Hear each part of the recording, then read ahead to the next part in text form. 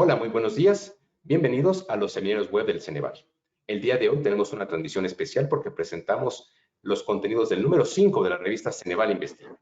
El seminario de hoy tiene como tema la relevancia de la evaluación estandarizada externa a 28 años de la creación del Ceneval. Para conversar sobre los artículos de la revista, en principio nos acompaña el director general del Ceneval, maestro Antonio Ávila Díaz, y los panelistas de la sesión de hoy. Presentaré uno por uno la licenciada Marisol Higuera Aguilar, jefa del Departamento de Diseño de Instrumentos de la Dirección General de la Dirección de los Exámenes Nacionales de Ingreso. La licenciada Rosario Cruz Rodríguez, jefa del Departamento de Construcción de Bancos de Reactivos en la DEXAN. La doctora Priscila Guido García, titular del Departamento de Análisis Psicométrico en la Dirección General de los Exámenes para el Egreso de la Licenciatura. El licenciado Filiberto Antonio Solano Moreno, dedicado a los enlaces de gestión en la dirección de los exámenes EG. El licenciado Ángel Andrade Rodríguez, director de Acreditación y Certificación del Conocimiento en Ceneval. El doctor Miguel Herrera Ortiz, de la Subdirección de Desarrollo Profesional en la Dirección de Investigación del Centro. Y la licenciada Yasmín Pacheco Leiva, jefa del Departamento de Análisis Psicométrico en la Dirección de los exámenes. Bienvenidos todos nuestros panelistas. El día de hoy abordaremos diferentes temas. En principio, el maestro Ávila nos dirigirá unas palabras y los temas que conversarán nuestros panelistas el día de hoy serán los Exani 28 años y contando, surgimiento y desarrollo de los exámenes generales para el egreso, los EGEL. En tercer punto, la trascendencia de la evaluación externa en la educación superior a cargo del licenciado Ángel Andrade. Como cuarto punto, pruebas estandarizadas a cargo del doctor Miguel Herrera Ortiz. Análisis del funcionamiento diferente de reactivos, finalmente, con la licenciada Yasmín Pacheco Leiva. Y tendremos una sección de preguntas y respuestas. Para que ustedes puedan conversar con sus panelistas, para que puedan interactuar con ellos, les pedimos formular preguntas a través de la plataforma GoToWebinar. En principio deben ustedes pulsar el botón naranja con flecha blanca para abrir el panel de conversaciones y ustedes podrán ver allí una ventana donde a manera de chat esperamos que escriban sus textos, sus preguntas para todos los panelistas que nos acompañan hoy. Muchas gracias, bienvenidos. Les damos entonces la palabra al maestro Antonio Ávila Díaz para que nos dirija las palabras de bienvenida. Maestro, muchas gracias. Muchas gracias, buenos días. Saludo a quienes hoy nos acompañan en este webinario. Con satisfacción y beneplácito, presentamos este número 5 de la revista Ceneval Investiga, que en esta ocasión celebra los 28 años del Ceneval y podría decirse que su contenido es temático, pues está referido a lo que en buena medida se ha logrado en estos 28 años desde que fue creado este centro. En efecto, como es público y se conoce, el Ceneval surge en la década de los años 90 del siglo pasado, como un acuerdo de Anúyes, y desde entonces ha venido desarrollando la evaluación estandarizada externa para el sector educativo y otras áreas de la Administración Pública Federal. El Ceneval fue pionero de los exámenes de egreso, de los exámenes de Comipems, y a la fecha, desde su origen, se han aplicado más de 40 millones de exámenes. El contenido de este número de la revista Investigación Ceneval Investiga contiene lo que pudiera llamarse un enfoque temático, pues nos narra los momentos estelares por los que el centro ha atravesado y serán expuestos con amplitud por los autores de estos artículos. Por último, solamente quisiera enfatizar que con el propósito de alinear nuestras actividades con la Ley General de Educación Superior, hemos reformado nuestros estatutos para cumplir a satisfacción las necesidades de la educación media superior y superior en materia de evaluación. Les agradezco su atención, los dejo con los autores de los artículos de esta revista número 5, Investigación Económica. Muchas gracias y que tengan un muy buen día. Muchas gracias, maestro Antonio Ávila, por sus palabras de bienvenida a nuestros panelistas y a nuestra audiencia. Efectivamente, pasamos ahora a la revisión de los momentos estelares del número de la revista de hoy y le pedimos a la licenciada Marisol Higuera Aguilar y la licenciada Rosario Cruz Rodríguez que nos acompañen para que nos compartan el tema Los Exani 28 años y contando. en el artículo de la revista de hoy. Licenciada Rosario Cruz, queremos preguntarle si nos puede, por favor, comentar cómo es que surgen los exámenes nacionales de ingreso. Claro que sí. Buenos días, maestro Huicochea. Buenos días a toda la audiencia. Los exani surgen como parte de una propuesta de evaluación de la NUES que surgió en los finales de los años 80, la cual buscaba contribuir justo a la evaluación del entonces sistema educativo mexicano. Es en 1994 cuando esta propuesta se aprueba y estaba conformada por dos rubros importantes. Uno de ellos era la creación de dos instrumentos de evaluación que se denominaban Examen General de Calidad Profesional y el Examen Nacional Indicativo de Ingreso a la Licenciatura y la Educación Media Superior, lo que hoy conocemos como los EGEL y los exani. Y por otro lado, también esta propuesta buscaba la instauración de un organismo independiente, no gubernamental, que fuera el responsable de elaborar y de administrar estos instrumentos. Este organismo independiente, pues es lo que hoy es el Ceneval. En este sentido, sin duda, hablar del surgimiento de los exani también es hablar de la creación del centro. De acuerdo. Y bueno, como parte de estos momentos estelares, los exani tienen prácticamente la misma edad que el Ceneval. ¿A qué responden los cambios que se han hecho en las estructuras de estos instrumentos? Recientemente se presentaron los más recientes, pero bueno, la última actualización, pero ha habido cambios. ¿A qué responden estos cambios? Sí, claro que sí. Estos cambios responden principalmente a las instituciones de evaluación, de las necesidades, de evaluación de las instituciones de educación media superior y superior, pero los cambios propiamente a lo largo de estos 28 años se encuentran estrechamente relacionados con tres aspectos. Uno de ellos tiene que ver con el contexto educativo vigente. Las reformas educativas de los diferentes gobiernos impactan en la actualización de los planes y los programas de estudio, lo cual se refleja directamente en el currículum y los instrumentos tendrán que adecuarse a ellos. Otro aspecto son las necesidades de las propias instituciones usuarias. Ellas demandan información útil para la toma de decisiones en torno al ingreso de sus estudiantes y también como una forma para poder implementar estrategias de fortalecimiento académico. Y el último aspecto a considerar en estos cambios a las estructuras tiene que ver justo con la revisión de los instrumentos vigentes por parte de expertos en evaluación y psicometría.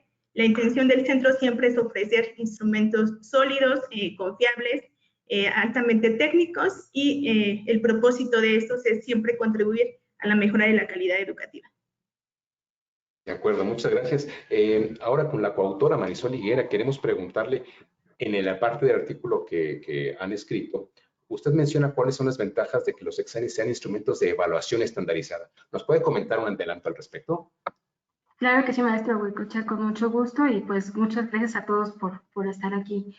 Este tipo de evaluaciones creo que principalmente favorecen la equidad, la transparencia y la imparcialidad en la toma de decisiones. Esta es una característica de las evaluaciones estandarizadas. Todos los elementos técnicos que están implicados en la elaboración y el diseño de estos instrumentos están encaminados a brindar certidumbre y confianza sobre los resultados que se obtienen a partir de esta prueba. Entonces, estos resultados, pues a su vez, nos permiten hacer inferencias válidas y confiables. Estos elementos técnicos que sustentan el diseño de estas pruebas lo pueden consultar ustedes a lo largo de todos los artículos que se desarrollaron en esta revista y pues bueno, son los que dan sustento a las evaluaciones estandarizadas que realizamos en el centro. De acuerdo. Y nada más para cerrar este breve intervención que les pedimos acompañarnos, ¿nos puede comentar, licenciada Marisol, cuáles son las principales innovaciones en los exámenes? Claro que sí, pues bueno, a lo largo de estos 28 años han sido muchas. Me voy a centrar ahorita en las que corresponden al nuevo diseño de los instrumentos, que son los instrumentos que están vigentes actualmente. Y pues bueno, sobre este diseño se hicieron 4 factores donde se concentraron principalmente los cambios o las innovaciones. El primero es el diseño como tal de los instrumentos. En esta ocasión se conformó como un proyecto de evaluación que está integrado por 2 instrumentos, un examen general de conocimientos y un examen diagnóstico que evalúa las habilidades del idioma inglés como lengua extranjera. Otro segundo factor que está innovando en esta ocasión es la eliminación del tercer distractor. en los reactivos que integran la prueba. Esta decisión se toma a partir de diversos estudios que se hicieron aquí mismo en el centro, donde, bueno, el resultado es que no se perdía esta precisión en las mediciones al eliminar este tercer distractor y sí se disminuía significativamente la carga de lectura para los sustentantes. De ahí que se toma la decisión y estos instrumentos están diseñados con reactivos de 3 opciones de respuesta.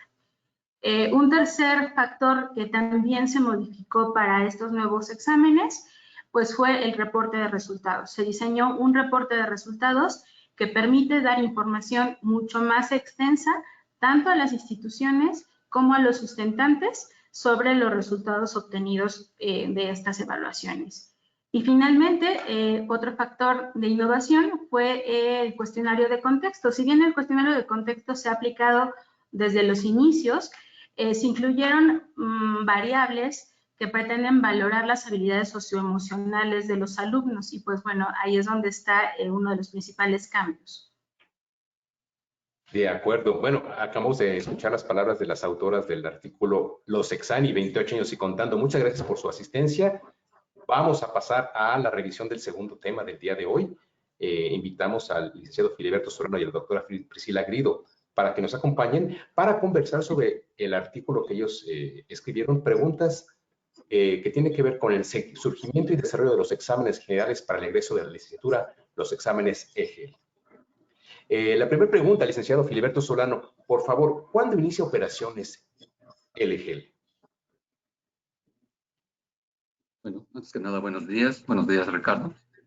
Agradecerles su presencia a todos. Y bueno, mira, para poder responder esta pregunta, sí es necesario explicar un poco de manera muy general el contexto en el cual surge el Ceneval. Sí, ya mis compañeras anteriormente mencionaron que bueno, el surgimiento del Ceneval se da dentro de un contexto en el cual se crean una serie de instituciones o organismos encargados de conformar lo que en ese momento se conoció como el Sistema Nacional de Evaluación de la Educación Superior en nuestro país. Tal es el caso que en los años 90, muy en específico, inicia precisamente un año antes con la creación de la Comisión Nacional de Evaluación, sí, de la CONAEVA, en el año 89. Asimismo, también se reformulan los CIES, ¿sí?, en el año de 1991 y se crea también la Federación de Instituciones Mexicanas Particulares de Educación Superior, la FIMPES, y en ese mismo año, en el año de 1994, se crea el Centro Nacional de Evaluación para la Educación Superior, el Ceneval. Sí, para este año, en el 1994, el Ceneval inicia su proceso de evaluación con un solo examen, que en ese momento se llamaba Examen General de Calidad Profesional, exclusivamente de la carrera de Contaduría. Total de aspirantes o sustentantes que lo realizaron fueron alrededor de 230,000 a nivel nacional, y desde ahí se sienta esta base que con el tiempo ha ido desarrollándose. De acuerdo. Así es como inician la operación los exámenes EGEL.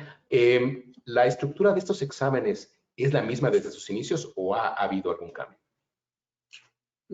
Como bueno, también en alguna manera es dando el seguimiento también a lo que las compañeras previamente a mí han comentado, el Ceneval siempre se ha preocupado por estar actualizándose en todo lo que es el ámbito de la evaluación educativa a nivel internacional y asimilando y aprovechando la experiencia propia. De tal manera de que hay digamos, 3 grandes etapas o periodos de actualización de los exámenes, en este caso concreto de los EGEL, el cual inicia en el año de 94 y se puede extender hasta el 2009, ¿sí?, de su duración, que es lo que nosotros consideramos como su primera generación. Los exámenes que existían en este momento pretendían o trataban de incluir los aspectos referidos a los currículums, ¿sí?, de las diferentes carreras que en ese momento estaban siendo evaluadas. Para la segunda etapa, lo que se denomina como la segunda generación de los EGEL, sí, que va más o menos del 2009 al 2019, sí, en esta se buscó que los exámenes se centrasen exclusivamente en la medición de conocimientos y habilidades esenciales para el inicio de la profesión. ¿Sí? Se realizó una encuesta a nivel nacional que se aplicó a profesionistas de todo tipo, ¿sí? Para efectos de validar, ¿sí?, las actividades y tareas asociadas a la profesión.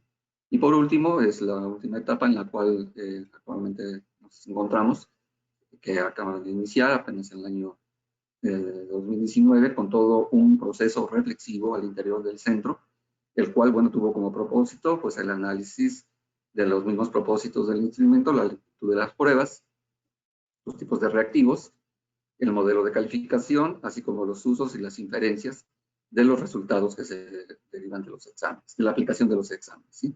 Y esto dio como resultado todo lo que actualmente se conoce como el proyecto egresa de licenciatura, ¿sí? El cual, bueno, está conformado por una familia de instrumentos, en el cual el eje, el corazón de este proyecto es precisamente lo que actualmente se denomina como EGEL Plus, el cual está conformado por dos secciones, una sección disciplinar y otra de lenguaje y comunicación.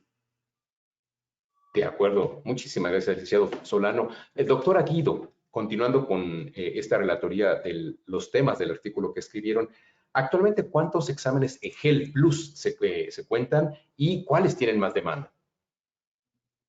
Sí, actualmente tenemos en operación 39 EGEL y adicionalmente se cuenta con el examen en certificación, en examen técnico en enfermería, y actualmente tenemos una amplia aplicación de estos exámenes centrado en aplicaciones en el eje comercio internacional, derecho, enfermería, medicina general, nutrición, odontología e ingeniería industrial. En ese orden es la mayor demanda de aplicación de los ejes.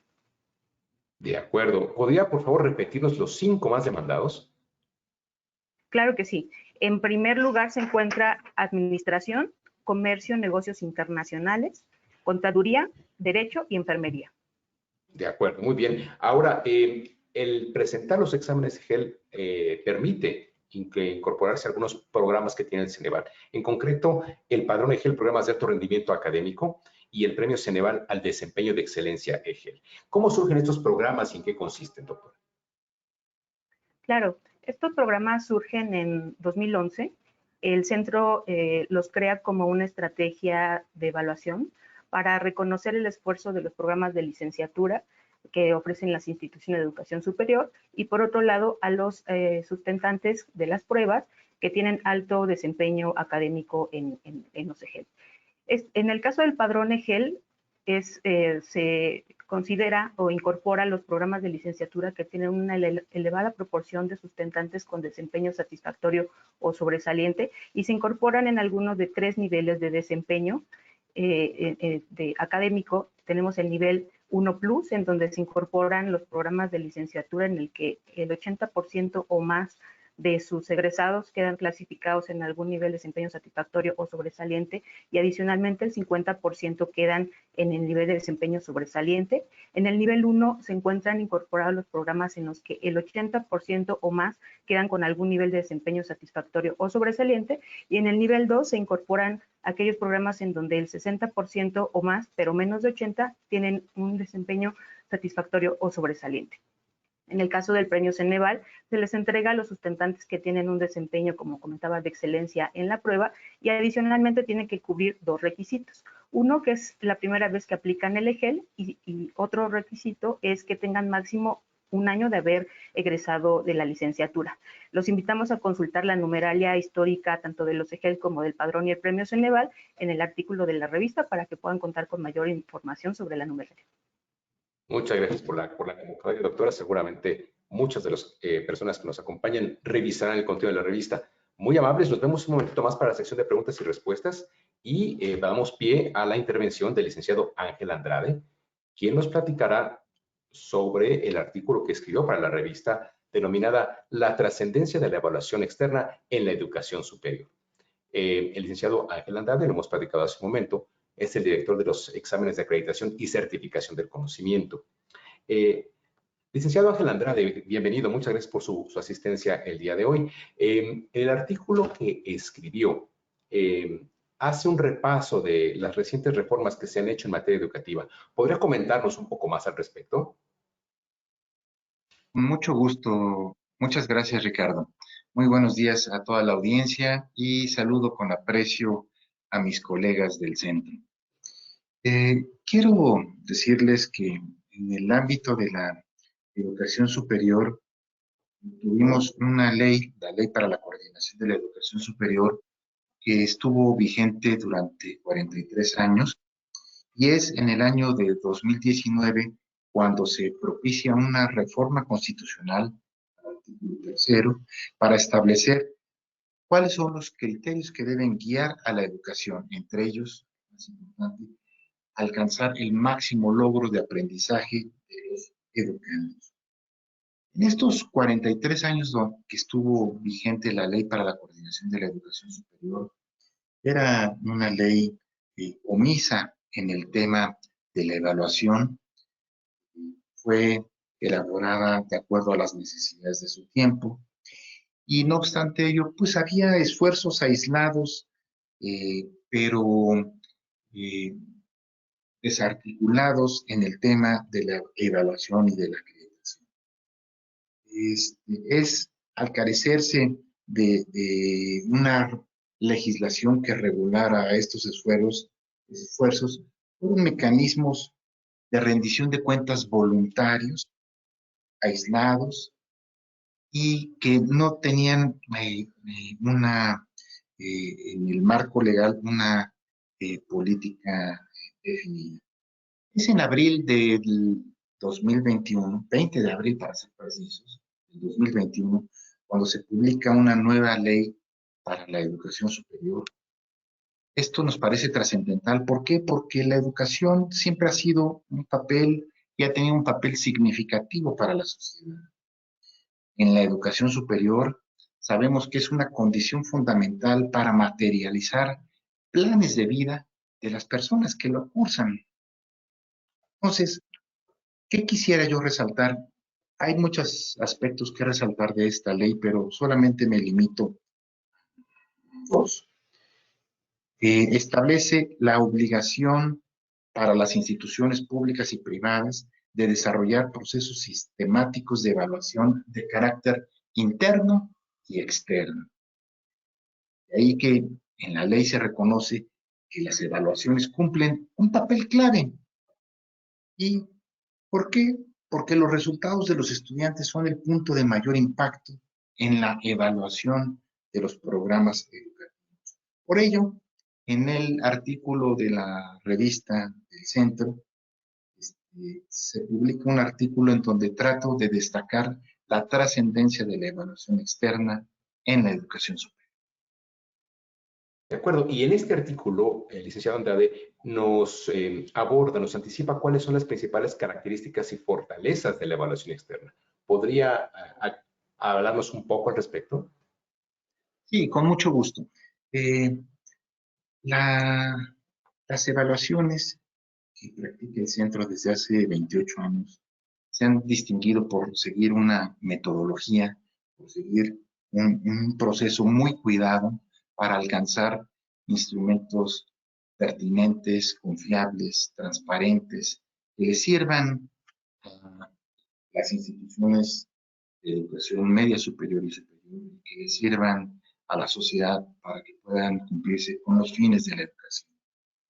Por ello, trato de destacar en el artículo que se publica en la revista 5 grandes características o fortalezas que yo veo de la evaluación externa.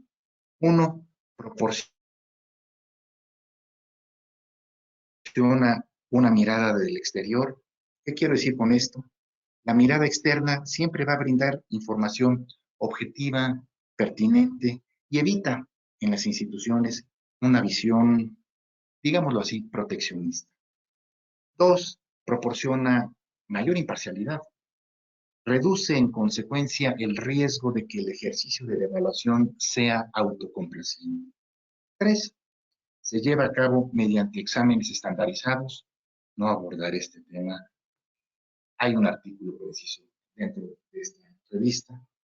4, brinda evidencia confiable podrá ser utilizada en primer lugar por los alumnos, pero también, desde luego, por las instituciones públicas y privadas, los alumnos que se someten a este tipo de cuestiones, y también para la sociedad y para los empresarios que contratan o a los empleadores que contratan a las personas que son egresadas de la educación superior. Y sí, creo que un tema muy importante es que la evaluación siempre va a permitir seguir en la ruta de la mejora continua. Tengo una evaluación, tengo un diagnóstico, y eso le sirve a las instituciones para la toma de decisiones. Muy bien, licenciado Andrade. Un comentario de cierre que nos quiera compartir sobre el artículo que publicamos en la revista Ceneval Investiga. Sí, con mucho gusto. En el marco del sistema de evaluación y acreditación de la educación superior, será, en mi opinión, fundamental que se fortalezca y consolide la práctica de la evaluación externa. Se cuenta con esta ley recién publicada, con el sustento legal necesario y también con un camino andado que debe aprovecharse para alcanzar el máximo logro de los aprendizajes en beneficio de los educandos, de los empleadores y de la sociedad. Muchas gracias, licenciado Andrade, por esta intervención. No nos quiso anticipar sobre las pruebas estandarizadas, porque ese es el tema que trabajaremos a continuación con el maestro Miguel Herrera, a quien le pedimos, bueno, ya está aquí a cuadro el maestro Miguel Herrera, les pedimos al licenciado Ángel Andrade. Maestro Miguel Herrera, usted nos apoyó en este número de la revista Ceneval Investiga con un artículo denominado Pruebas Estandarizadas. En principio, maestro, ¿qué son las pruebas estandarizadas?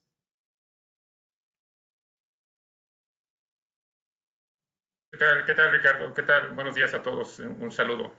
Las pruebas estandarizadas básicamente significan, Ricardo, audiencia, son pruebas que son diseñadas, que son aplicadas, que son calificadas, que se reportan bajo reglas comunes, bajo procedimientos comunes, bajo procedimientos homogéneos. Esto es muy importante porque permite que la conclusión que decimos respecto a cualquier estudiante, a cualquier persona, a cualquier sustentante, pueda compararse con la conclusión de otra persona o de algún otro criterio. Es muy interesante que nosotros, cuando nacemos, nos aplican una prueba estandarizada.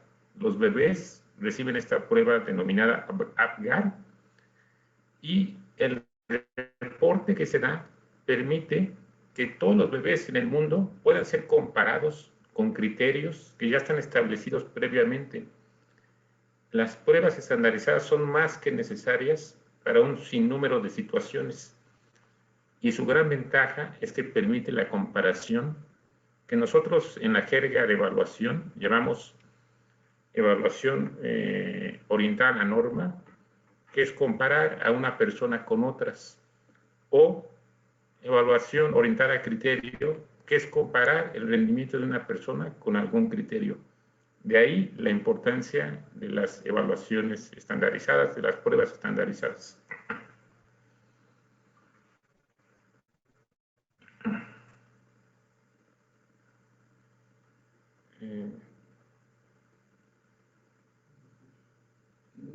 No te escucho, Ricardo, no te estás perdón, escuchando. tenía el micrófono, perdón, no funciona el micrófono.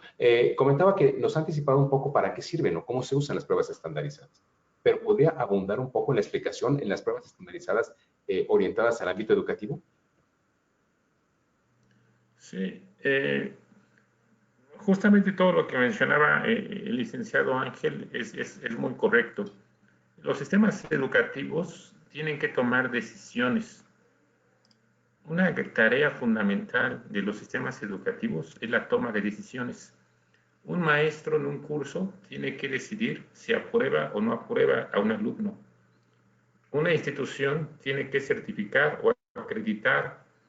Las instituciones educativas también tienen que aceptar o rechazar a gente apoderado algún nivel escolar. Los sistemas educativos son una continua toma de decisiones.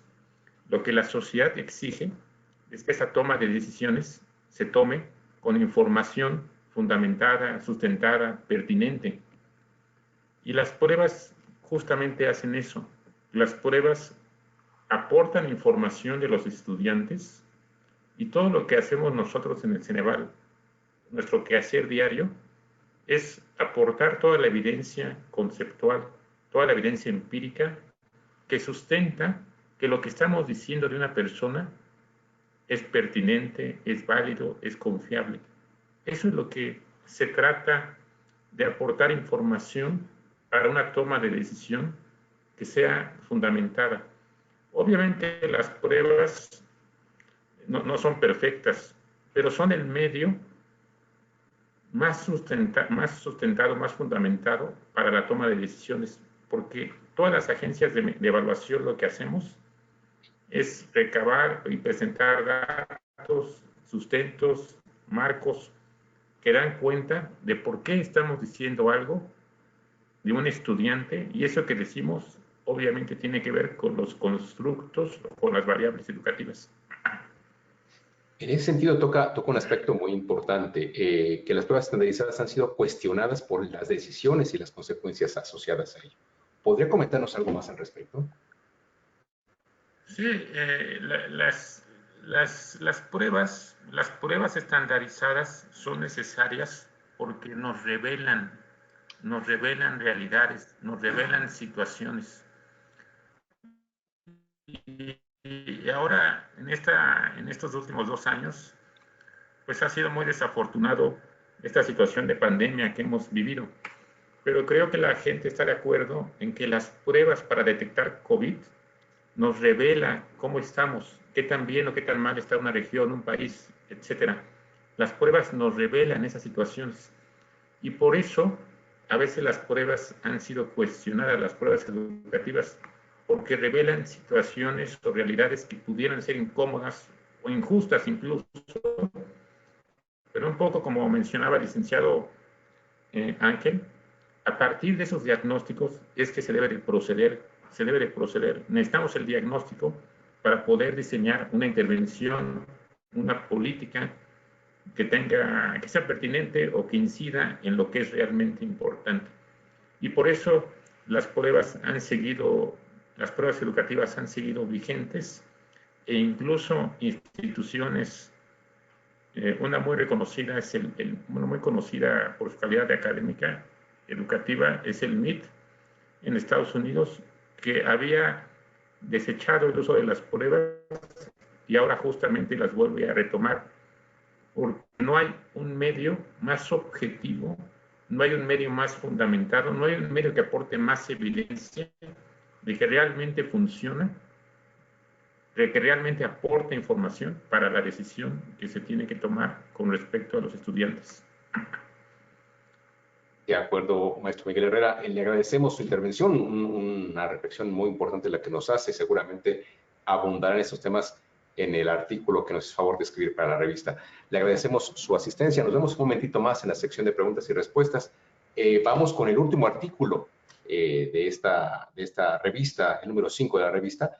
La autora es la licenciada Yasmín Pacheco y escribió sobre el análisis del funcionamiento diferencial de reactivos. Yasmín, buenos días. Hola, ¿qué tal, maestro Goichea? Muy buenos días al público. Muchas gracias por asistir. Sobre el artículo que nos hizo favor de escribir, ¿cómo se garantiza en el Ceneval que los reactivos y pruebas no presentan sesgo entre diferentes grupos de la población que presentan estos exámenes? Tenemos entendido que los exámenes se aplican a nivel nacional. ¿Cómo se garantiza esto? Ok, una de las partes de que nosotros tenemos en Ceneval es el uso de la metodología que fue desarrollada internamente. Esto nos garantiza que se midan las habilidades y los conocimientos de los sustentantes en condiciones comparables y así y tener resultados más certeros. Una forma técnica de validar esto es a través del análisis de funcionamiento diferencial. De acuerdo. ¿Y qué es el análisis de funcionamiento diferencial? ¿Podría explicarnos? Claro. El análisis de funcionamiento diferencial son análisis estadísticos en donde lo que pretendemos ubicar son aquellos reactivos que pueden funcionar de manera diferente a través de los grupos a contrastar Por ejemplo, los grupos podrían ser si son hombres, si son mujeres, si vienen de una escuela pública, si vienen de una escuela privada, si su modo de aplicación fue en línea, fue en papel, y identificar aquellos reactivos que pueden ser más fáciles o más difíciles para estos grupos a contrastar. Por ejemplo, tenemos la palabra chucho. Chucho es una palabra que en la zona norte y centro del país se utiliza como diminutivo de Jesús. Entonces, si nosotros, en el sur del país se puede utilizar como sinónimo o como la palabra perro. Al incluir esta palabra en un reactivo, este reactivo podría presentar un funcionamiento diferencial entre los grupos del norte del país, norte-centro, y los del sur, porque tiene diferentes significados para estos dos grupos. Y por ello es que se implementan este tipo de metodologías de trabajo. ¿Existen metodologías para estos análisis de funcionamiento diferencial de reactivos? Sí, de hecho, estos métodos se han desarrollado a lo largo del tiempo, se han modificado, y como es un tema muy importante en el ámbito de la evaluación educativa, una vez que ya se cuenta con las respuestas de los sustentantes, que sabemos qué grupos vamos a contrastar y que tenemos el método que vamos a utilizar para realizar el análisis, como bien mencionamos en el artículo, existen 4 dimensiones que tenemos que seguir. Una sería si es el DIF uniforme o no uniforme, el número de grupos que vamos a contrastar, 2 o más. También tenemos la muestra, el tamaño de la población que vamos a contrastar y el tamaño del efecto. Una vez que tenemos esto, lo que podemos hacer es hacer el análisis y clasificar a los reactivos en 3 categorías, con un DIF no significativo, DIF leve a moderado o DIF moderado a alto. Estos métodos y metodología están basados para respuestas dicotómicas. De acuerdo. Sobre estos modelos, usted nos platica con más detalle en el artículo que se publica este cuatrimestre en la revista. Licenciada Yasmín, le agradecemos mucho su intervención. Sabemos que nos tiene también ahí mencionado los métodos que existen para realizar esos análisis. ¿Es cierto? Sí, así? Claro. Los métodos que mencionamos en el artículo son métodos que son los más utilizados, aunque hay algunos que han sufrido, bueno, que han pasado por modificaciones y se han desarrollado a lo largo de los años. Mencionamos 3 métodos. El primero de ellos es el método de Mantel-Hansel, que está detrás de él, viene a la teoría teoría clásica del test, que es para el análisis de los reactivos, y el método de Lohr y de Raju, que detrás de él está la metodología de análisis de los reactivos de Tree, teoría de la respuesta Likert. La ventaja de estos 3 métodos es que tienen ya desarrollado detrás de ellos la categorización para los reactivos identificados con DIF, que fue desarrollada por el ITS, y así los podemos clasificar en categoría A con DIF sin importancia, categoría B leve a moderado, categoría C moderado a alto, y esto nos ayuda a identificar a los reactivos y poderlos clasificar en una prueba en general. Lo siguiente es que estos mismos métodos han sido ya desarrollados en diferentes librerías, que tiene, por ejemplo, el software libre que es R, entonces tiene una aplicación un poco más sencilla porque ya hay demasiada información detrás de ellos. De acuerdo, muy bien. Seguramente mayor detalle encontraremos en el artículo de la revista. Muchísimas gracias. Sí, claro, muchas gracias. Muchas gracias. Si nos permite la audiencia, pasamos a una sección rápida de preguntas y respuestas. Hemos estado recibiendo ya varias intervenciones por parte de ustedes. Convocaría a nuestros panelistas a que abran cámara y micrófono para que les podamos dirigir los planteamientos que nos ha hecho llegar la audiencia. La primera pregunta que tengo aquí en la relación está dirigida a la licenciada Marisol Higuera, de la Dirección de los Exani. Nos han hablado en su intervención sobre cómo es que llegamos a este momento en los exámenes nacionales de ingreso. Licenciada Marisol, ¿cuál es el futuro de los Exani? Claro, pues yo creo que definitivamente permanecer como uno de los proyectos de evaluación con mayor cobertura a nivel nacional y pues bueno, seguir trabajando de la mano con las instituciones tanto de educación media superior como educación superior para proporcionarles información válida y confiable que les permita orientar pues la toma de decisiones en sus procesos de ingreso, pues a partir de los instrumentos que realizamos en el centro. De acuerdo. Muchas gracias. Para la licenciada Rosario Cruz, muy directa la pregunta. ¿Cuál es la ventaja de que una institución aplique los exámenes como parte de sus procesos de ingreso? Ok, claro que sí. Pues mira, las ventajas creo que son muchas. Ya los panelistas han hablado de muchas características de los instrumentos de evaluación y creo que puedo resumir estas ventajas en 3 aspectos principales. Uno de ellos, pues que responde justo a estas necesidades de evaluación de las instituciones de educación media superior y superior. Otro que son pruebas estandarizadas que pueden administrarse a una gran cantidad de personas y cuyos resultados se emiten en periodos muy cortos. Y por último, y creo que es importante también mencionarlo, que pues son elaboradas por un agente evaluador externo en apego a una metodología estándares tanto nacionales como internacionales, y en este sentido podemos hablar que esto es sinónimo de transparencia y equidad en los procesos de ingreso a las distintas instituciones educativas del país. De acuerdo, muchas gracias por la respuesta. La siguiente interrogante es para el licenciado Filiberto Solano. Nos hizo una relatoría de la trayectoria de los exámenes EGEL. ¿Podría comentar cuáles son las instituciones de educación superior que participaron en la elaboración de la nueva generación, los EGEL Plus?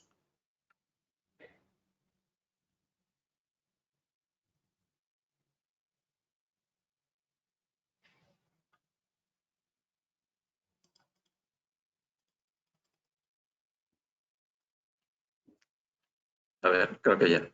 Ahí lo escuchamos, sí, muy bien. Sí, mira, la cantidad de instituciones que han participado en la elaboración del EGEL Plus, sí, en esta última etapa del desarrollo de los EGEL, estamos calculando, no calculando, se están contabilizando alrededor de un poco más de 1.300 instituciones a nivel nacional. Sí, esto es porque, bueno, también como parte de los lineamientos del centro, sí, las instituciones de educación superior que han estado participando con nosotros, se busca que tenga una participación amplia y representativa, tanto por su régimen, ya sea de carácter público o privado, como por la ubicación geográfica en donde se encuentren estas instituciones. Muestra de ello, pues, es la actual conformación de todos nuestros cuerpos colegiados, con base en los cuales se trabaja el diseño y la elaboración de nuevos instrumentos o el mantenimiento de los mismos. Actualmente, para la conformación de los EGEL Plus, estaríamos hablando de los participantes o miembros de los consejos técnicos, como de los comités académicos, de alrededor de un poco más de 5,000 docentes, sí, que han participado a nivel nacional para la conformación de estos nuevos instrumentos. Si de alguna manera los interesados quisieran saber cuáles son esas instituciones, pues nosotros les podríamos estar recomendando el que pudieran involucrar o dirigirse a ver en el canal de YouTube uno de precisamente los seminarios que hemos desarrollado en el web, ¿sí?, que se titula el EGEL Plus, principales características de la evaluación, en donde al final se da todo un listado con base en el nombre y los escudos de las instituciones, tanto públicas como privadas, e inclusive de asociaciones de profesionales que nos han apoyado en la conformación de esta nueva generación de exámenes. De acuerdo, muchas gracias por la respuesta. Una pregunta doble para la doctora Priscila Guido, que tiene que ver con los programas de reconocimiento del Ceneval. ¿Tienen algún costo? ¿Tiene algún costo para las instituciones participar en el padrón o el premio Ceneval? Y la siguiente, que también tiene que ver con estos premios, ¿dónde se puede consultar la relación de programas o de sustentantes premiados? Y gracias, Ricardo, con gusto. Con relación a si tiene algún costo participar en alguno de estos dos proyectos, no tiene ningún costo, solo es el que se deriva por la aplicación de los EGEL. Y tanto los programas que se incorporan al padrón como la relación de los sustentantes acreedores al premio, se puede consultar actualmente en el portal de la excelencia académica, en el portal del centro. De acuerdo, muy clara, muy directa la respuesta. Gracias, doctora. Licenciado Ángel Andrade, nos preguntan, después de este comentario sobre la evaluación, el nuevo contexto de la evaluación externa, ¿cómo es que participa el Ceneval en este nuevo contexto? El Ceneval definitivamente tiene esa experiencia de 28 años de su existencia. Desde luego, siempre será una instancia que coadyuve, que trabaje para alcanzar los fines que establece la educación. La autoridad educativa va señalando las políticas educativas que deban de instrumentarse, la autoridad educativa federal, y el Ceneval, en ese sentido, es un aliado de la autoridad educativa para esos propósitos.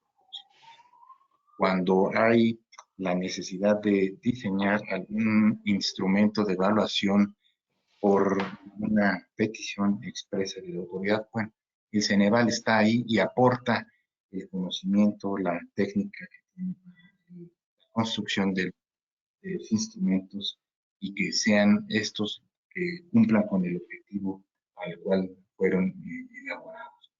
Siempre estaremos atentos a esos dictados de las políticas educativas y desde luego también de nuestros usuarios, las instituciones de educación media, superior y superior, para poder contribuir a los propósitos que persiguen, que es mejorar los servicios educativos. Muchas gracias por la respuesta, licenciado Andrade. Un siguiente cuestionamiento es para la maestra Yasmín Pacheco. Nos platicó cómo se detecta, cómo se realiza el análisis diferencial de reactivos, pero quisieran saber nuestros asistentes al evento, ¿qué se realiza cuando se detecta uno o más reactivos con DIF? Ok, muchas gracias por su pregunta. Cuando se detecta un reactivo con alguna de las categorías de DIF, como podría ser la categoría B o C, que es leve a moderado, moderado a alto, lo que se hace es contar con un grupo de expertos en el tema en el cual se están contrastando, en el grupo en el que se están contrastando los reactivos. Se hace una revisión cualitativa para determinar si efectivamente el reactivo tiene algo que se pueda identificar para saber qué está siendo más fácil o más difícil para estos grupos. De acuerdo. Una última pregunta. Bueno, el tiempo ya está corriéndonos un poquito. La última pregunta quiero planteársela al doctor Miguel Herrera, que nos habló sobre el tema de pruebas estandarizadas. Nos preguntan si existen documentos donde se pueda consultar mayor información sobre cuáles son las características de las pruebas estandarizadas. Sí, claro que sí, Ricardo. Yo recomendaría el libro de Daniel Koretz. El libro de Daniel Koretz, que es un investigador educativo de la Universidad de Harvard. El libro es tan adecuado que el Ceneval hizo el convenio con la universidad para su traducción del inglés al español. En español se denomina ABC de la evaluación educativa. Me parece que es uno de los mejores libros para entender todo lo relacionado a las pruebas educativas. Yo recomendaría ampliamente este libro, que lo encuentran en el depositorio de la Universidad de Harvard, o todavía hay algunos números físicos que tenemos por aquí en el Ceneval. Recomendaría ese libro, Ricardo. De acuerdo, muy buena sugerencia, maestro Herrera. El tiempo se nos agota, pero quiero comentar a todas las personas que nos están siguiendo en la transmisión que las preguntas, como solemos hacerlo, las compartiremos con los diferentes panelistas para que nos hagan favor de elaborar la respuesta y se la dirigiremos a todos ustedes en los días próximos. Les agradecemos a todos los articulistas de la revista, al maestro Antonio Ávila Díaz, nuestro director general, por presentar este quinto número de la revista. Muchísimas gracias a todas las personas que nos acompañaron desde diferentes puntos de la República el día de hoy. Síganos en nuestras redes sociales, en nuestro sitio web, donde publicaremos próximamente los siguientes seminarios que tendremos considerados para transmitir los proyectos y los trabajos que se hacen dentro del Ceneval. A nuestros panelistas les agradecemos su asistencia. Muchas gracias por el tiempo que tuvieron para brindar hoy. Dejamos aquí nuestra dirección de correo y les agradecemos su asistencia. Nos vemos muy pronto. Que estén muy bien. Hasta luego.